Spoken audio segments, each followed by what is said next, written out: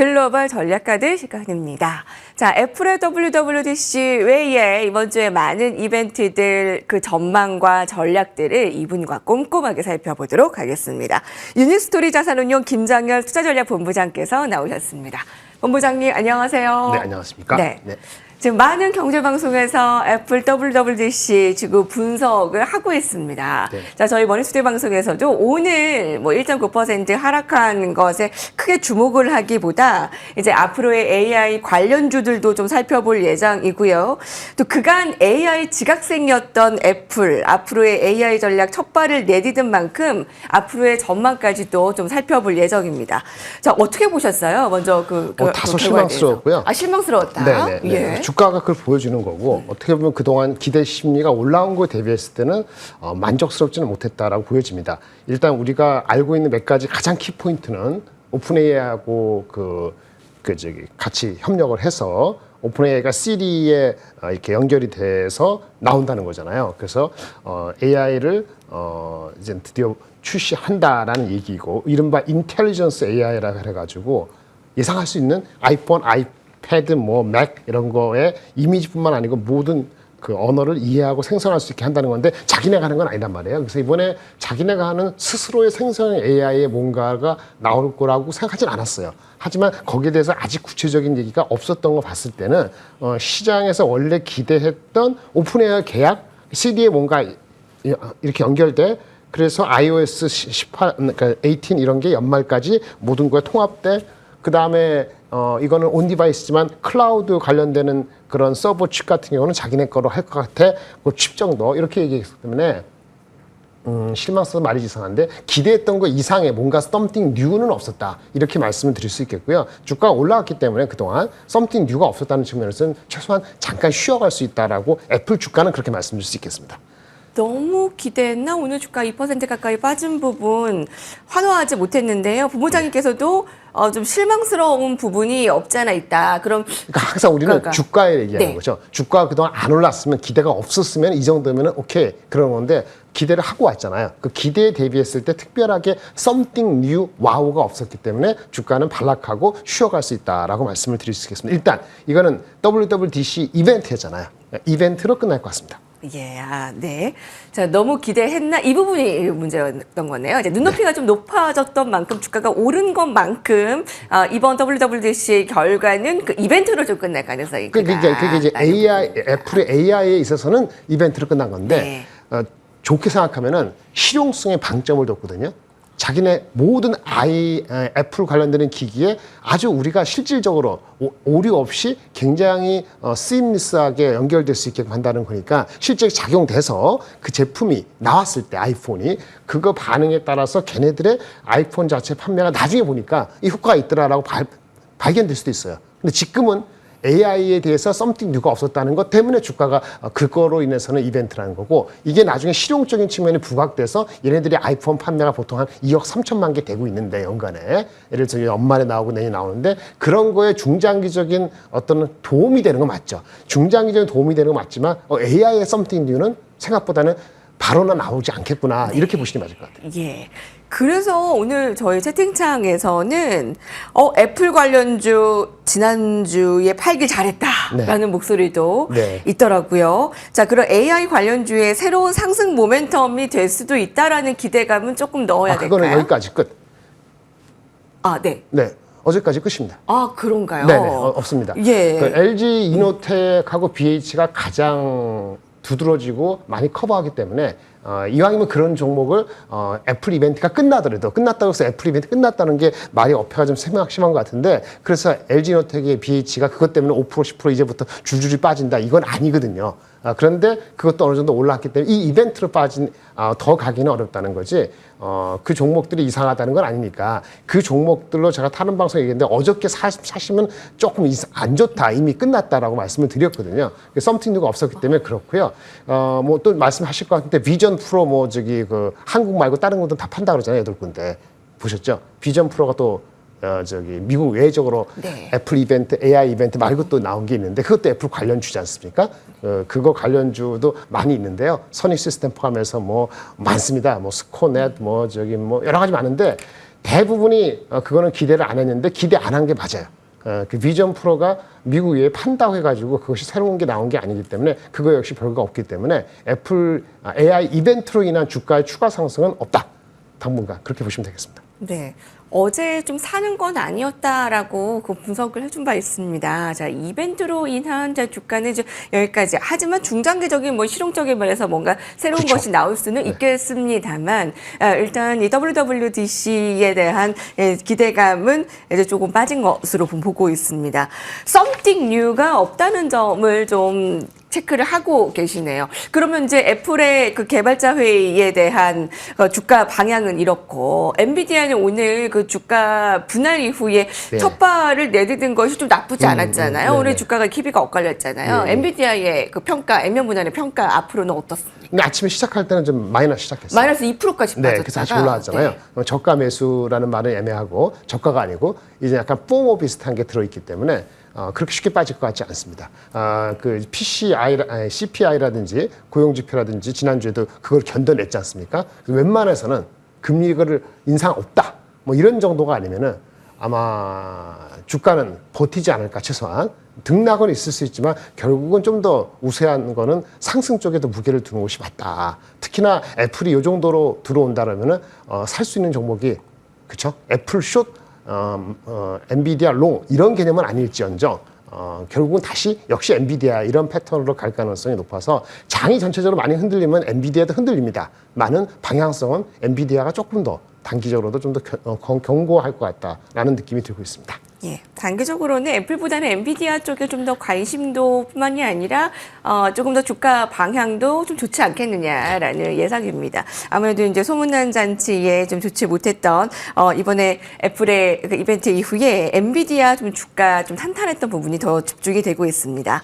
자, 애플의 WWDC에 이어 FMC부터 이번 주에 이제 CPI 물가 지표까지 굉장히 방향성을 체크할 수 있는 이벤트들이 많습니다. 자, 먼저 이번 주에 6월에 FMC 회의에서 금리 동결할 것으로 예상이 되는데 올해 초만 하더라도 이번 주에 금리 인하가 있지 않을까 했는데 네네. 뭐 거의 없다고 봐도 되겠고요. 무산이라고 볼 수 있겠고요. 9월에 FMC의 금리 인하 가능성도 적어지고 있고 네네. 그럼 도대체 올해에는 몇 번이냐라고 체크를 하면 되겠습니까? 네, 일단 그 고용 지표가 충돌됐다는 게 가장 큰 거예요. 뭐 데이터가 충돌되면 보통 기대 심리로 올라갔으면은 충돌되면 나쁜 쪽으로 보죠. 그 지난주에 든 거죠. 뭐 ADP라든지 기타 고용 지표는 쿨오프 됐는데 정작 가장 중요한 고용 지표 금요일 나온 거는 엄청 많이 나왔잖아요. 27만 명 나왔으니까 상당히 많이 나온 거죠. 비록 실업률이 올라갔습니다만 그거를 의문을 제거하지 못한 거니까요. 그거를 의문을 제거하려면 역시 이번 주에 나오는 CPI 넘버하고 당일날 나오는 목요일날 새벽이죠. FOMC 점도표가 중요합니다. 그래서 목요일 새벽에 나오는 FOMC 점도표는 3개월 전에는 금리 인하 3번이었는데 당연히 이번엔 낮춰지겠죠. 근데 이제 연준위원들이 점도표를 2번을 찍어줄지 1번을 찍어줄지 그걸 봐야 될 것 같아요. 지금 컨센서스는 1번일 수도 있고 2번일 수도 있다. 약간 왔다 갔다 하는 것 같은데 우리가 입장에서는 주가에서는 그래요. 만약에 CPI 넘버도 그렇게 확 내려가지는 않고 우리 예상하는 정도였으면 어떻게 반응할 것인가 라는 건데 FOMC에서 점도표를 만약에 2번 정도로만 찍어주면 3번에서 한 번 낮춰주면은 금리 인하가 2번이라는 FOMC의 그 점도표가 나온다면 시장은 전체적으로 더 상향할 것으로 봅니다. 근데 만약에 혹시 3번에서 1번으로 줄어들면은 아마 시장은 업사이드는 매우 제한적이거나 단기 반락이 가능합니다.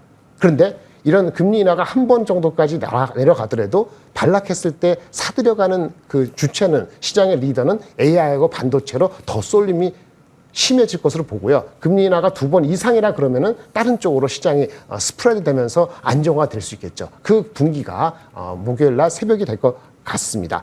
이제는 금리 인하는 2번, 1번으로 놓아졌는데 혹시라도 2번 이상, 3번으로 가더라도 마냥 좋아하실 거는 아닐 수도 있습니다. 왜요? 만약 2번이 아니고 3번째로 할 때 그 이유가 경기 하강 우려라 하면은 일시적인 반등은 좋을 수 있겠습니다만은 중기적으로는 역시 업사이드가 제한하는 거기 때문에 지금 현실적인 베스트는 2번으로 끝나는 것이 가장 베스트이고요. 내일 모레 목요일 아침에 2번 정도이고 톤도 거기에 맞춰서 나오기를 바라고 만약에 2번도 헷갈린다 목요일 아침에도 그러면 포트 재편 확 해서 AI 반도체 쪽으로 비중은 더 쏠림 있게 하는 것이 현실적으로 맞는 전략이 아닌가 싶습니다. 네, 완전 세 가지의 시나리오가 있습니다.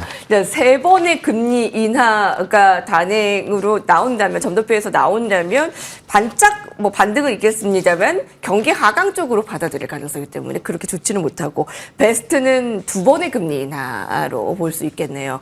네, 가장 또 안 좋은 거는 한 번의 금리 인하로 이제 세 번에서 한 번으로 딱 빠져버리는 건데, 근데 또 문제는 주가가 이렇게 빠진다면 저가 매수가 들어오겠죠? AI 쪽으로 들어올 가능성이 크다. 네, 더 쏠릴 것입니다. 그럼 쏠림 현상으로 네, 볼 수가 애매한 있겠네요. 것들은 우리가 금리 인하를 두 번 이상은 최소한 바라보고 있는 것들 뭐가 있을까요? 2차 전지, 바이오, 뭐 또 여러 가지 있지 않습니까? 아니면 금리 인상이, 금리가 높은 금리를 계속 간다는 거 하면 피해보는 주식이 있잖아요. 근데 주가 바텀업으로 올라오는 주식들은 아마 한 번 되게 맞을 수 있어요.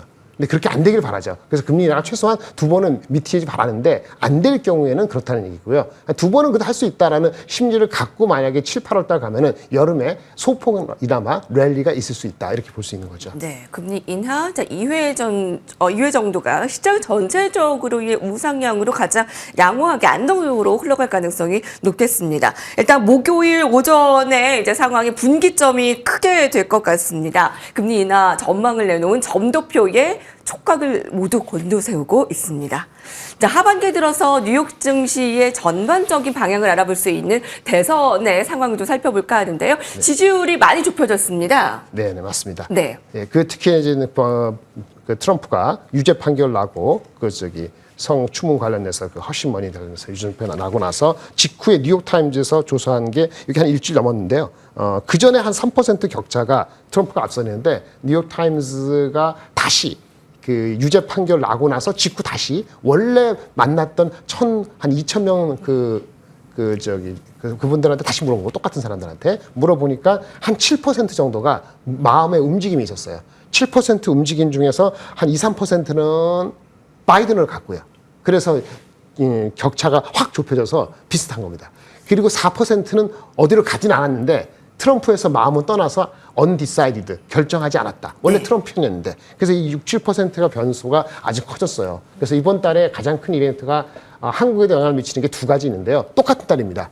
6월 27일. 저번에 마크하라고 말씀드렸는데 6월 27일 날 이제 대통령 연설, 그러니까 토론이 있는 거죠. 두 분이 나와갖고 6월 27일 날 어떤 메시지를 전달하고 반응이 어떨 것인지가 매우 중요하고요. 6월 27일 날 마이크론, 삼성전자 하이닉스, 우리가 AI 반도체라는데 마이크론이 실적이 정확히 어떻게 나오고 가이던스가 어떻게 나오는지가 매우 중요합니다. 네.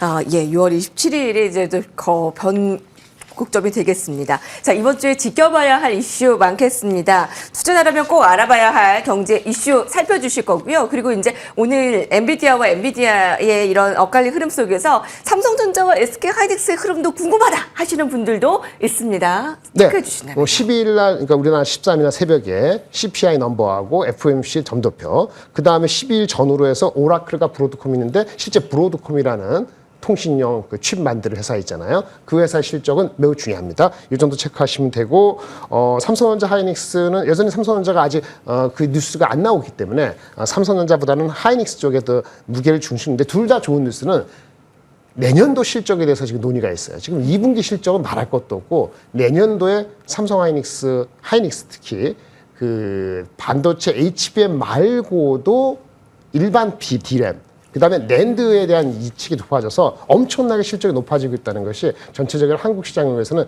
그나마 다행이다라고 볼 수 있겠고, 그래서 시장은 거기에 더 집중할 것 같고요. 하지만 코스피는 CPI가 아주 우리한테 긍정적으로 보지 않으면은 2,700 초중반 정도가 현재는 목이 아닌가라고 생각이 들고 있습니다.